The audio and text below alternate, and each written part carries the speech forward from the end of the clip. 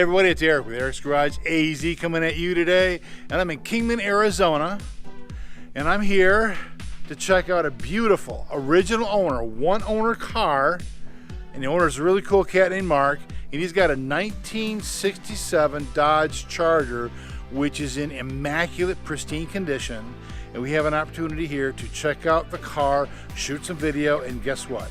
We get to go for a ride in this beautiful car. Stick around for more.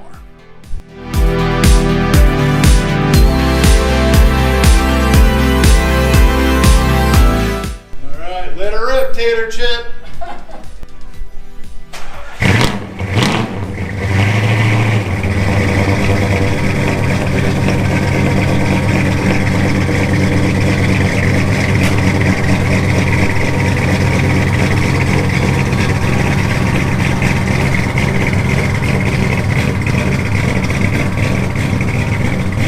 You hear that serious cam action? This thing is bad to the bone, man.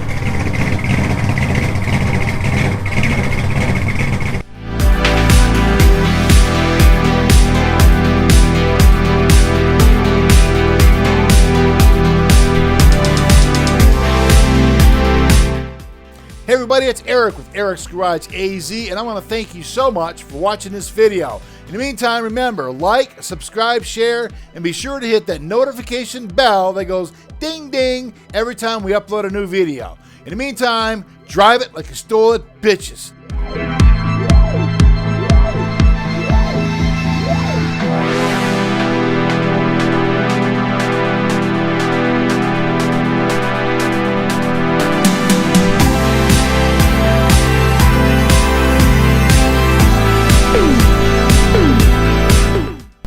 But it didn't handle too well, though, did it?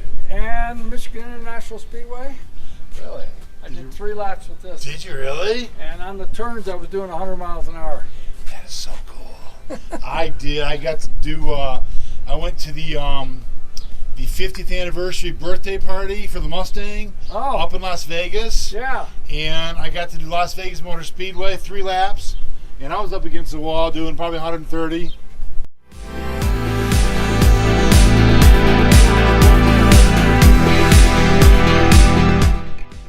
So like I said, we got this original owner car, and this is Mark. Mark, you bought this car brand new, right? Yes, sir. How old were you? I was 20 years old. Really? And yes. You bought this car, and where'd you buy it?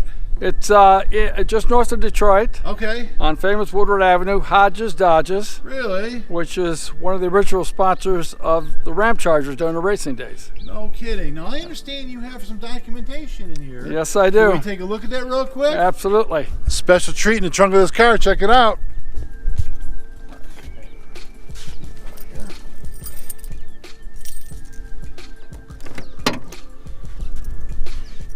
Oh yeah.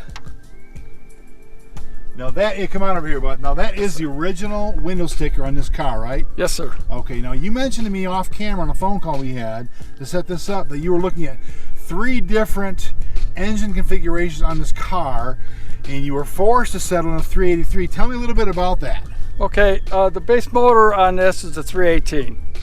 And then the other options were to go to a 383 2-barrel or a 383 4-barrel, a 440, or 426 HEMI. And I was basically a HEMI freak. My dad owned 2 cars from the 50s with HEMI engines in them. And I was also a big NASCAR fan with Richard Petty, and all the years he drove the Dodgers and Plymouths. Right. And so why did you end up with the 383 instead of the HEMI? Well, I wanted a HEMI. Right. Not to street race with it or beat the car up with it. I just wanted a HEMI engine in it. Most of the fellas I grew up with would get HEMI cars and then beat them up, and I wasn't going to do that. But being 20 years old, insurance rates didn't drop to 21, that they still wouldn't drop enough. So at 20 years old, I had to go to my insurance man and find out what motor I could afford, because we didn't go to our parents to pay for things. If I couldn't pay for it myself, I did without. So the 383 fit the budget. There you go. Well, 383 fit the budget here. Now take a look at this this book here. Check it out. Now that's your original window sticker right there, right? Now what else do you have in there? Okay, well, we have the build sheet. Well, first of all, we have the Original bill of sale. Bill of sale. Right. April 12th, 1967. Look at that. Yeah, that's very cool. Looks like they cut you a little bit of a discount. Yes, they did. They took about $400 off. That's pretty good. From the original. This is the build sheet, which was actually taped to the back of my glove box, so it wasn't destroyed. Where they usually put them in the seats or top of the gas tank, right, or underneath the floor mats, right, and they're all tore up. Talk about Providence, man. This guy has the original window sticker, the original bill of sale, and the build sheet on this thing here. And what's this? Oh, this is actually, statement of vehicle sale. This is like your title thing, right? Correct. Wow, look at that. License transfer fee, $2. Title, $1. Come on. Actually, I have the same key numbers. Wow. If I lost the keys, I could have keys made by those numbers. That's pretty cool stuff. Now this is the real deal here, folks. So we're gonna ask Mark some more questions about this car. So Mark, tell us about, like, how did you end up keeping this car for so many years? I mean, this car is 1967 and this is 2021. Tell us about that. I mean, that's a long time to keep a car. Okay, it kind of worked out that way only because 1972, the car scene, especially in the Detroit area, ended like a black curtain came down. Right. Insurance rates were going way up. They were writing a lot of tickets, and it just wasn't worth. And gas prices were going up, so people didn't want these cars anymore.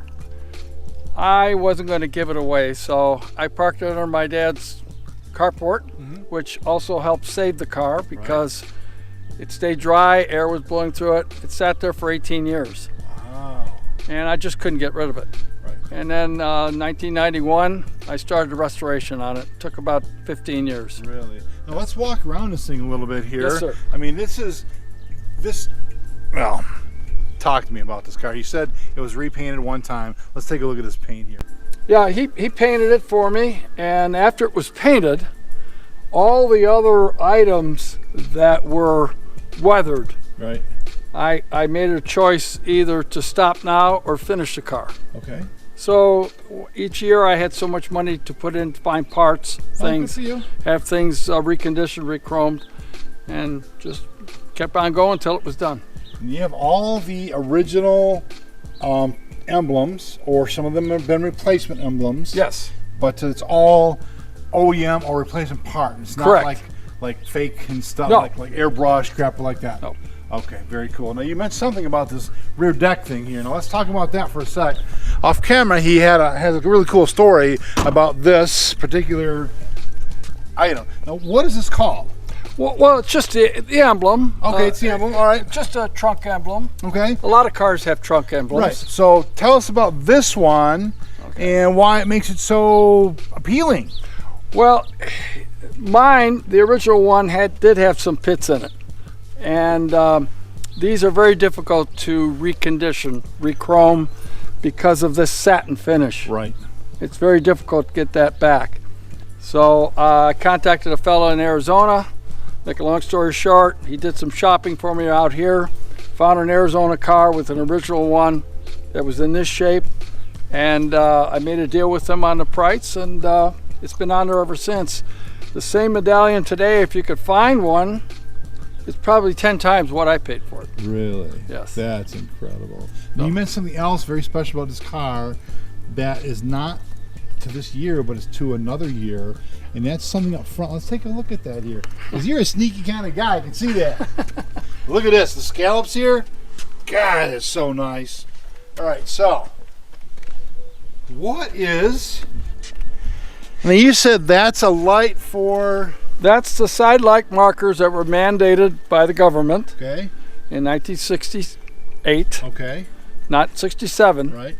And these were all the Chrysler cars of that year had these chrome with the lights. Right here? Yes. Yeah.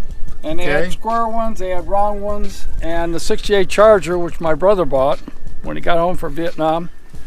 And I saw those side light markers on the car he bought, and I thought these would look better on my car than his car. Oh, that's funny. So I went to the parts window and I bought them and put the holes in. They've been on ever since, and they do light up. He said we're going to take this car for a ride. But before we do that, I got a question for him. Mark, is there anything you want to share with viewers about the car collector or keeping cool cars? Something like that. Anything you want to share at all? Any words of wisdom? Yeah, anybody, any type of car, I appreciate if it's done well. Right. And we were both chatting earlier about the new resto mods that are making today, which I was against about 20 years ago, but I've changed my mind. I think they're pretty cool now. So anybody who, by the way, anybody who restores a car like I did, doesn't matter what it is, Chevrolet, Ford, we all did the same things, whether it's going to swap meets, finding parts, getting parts re-chromed. We all went through it, having the engine work done or whatever. And we all on the same page with what we've done to get cars. And I appreciate that. With anybody who owns a car, that's what I look at when I see their cars. That's pretty cool. Yeah. You know what? He's absolutely right, too. We all shop for parts. Some of us have newer cars, some of us older cars. Some of us have cars like this, which are actually in like super duper pristine condition. So stick around for more, and we're gonna wrap up with a drive in this car, and I can't freaking wait. Yo, what's up? Chris Jacobs from Overhauling here. You're watching Eric's Garage AZ. Drive it like you stole it, bitches.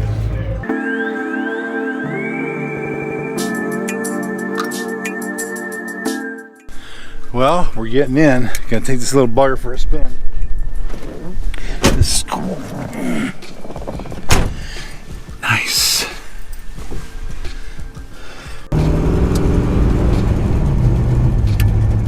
By the way, this transmission's never been rebuilt. Really? How many miles are on this car? About 180. Wow. And the transmission never been rebuilt? Nope. Wow.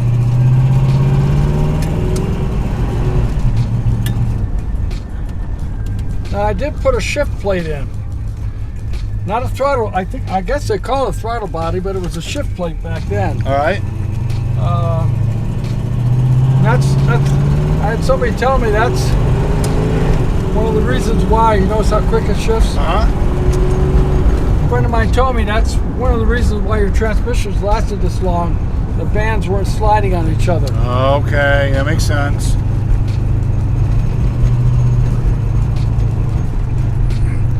You know, cruising in this car right now is really cool. I can't say enough because it's like old school cool. Feel like I'm getting ready to roll down Woodward Avenue or even Route 66 here and just 67, having a great time. I was cruising on Woodward Friday and Saturdays. All the drive-ins. I was up and down that road maybe 10, 12 times a night. No kidding.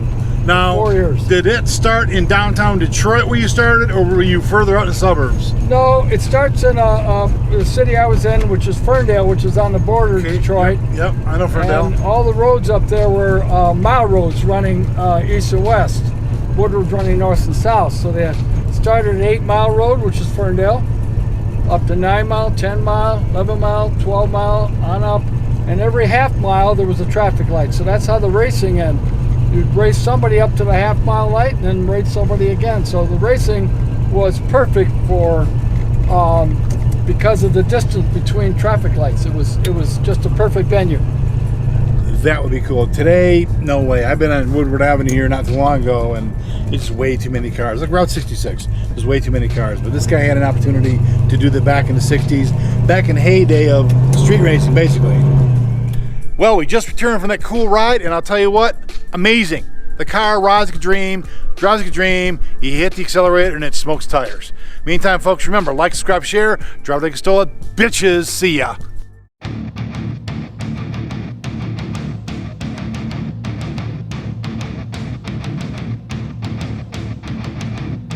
Thanks for watching. Stay tuned for more right here on Eric's Garage AZ.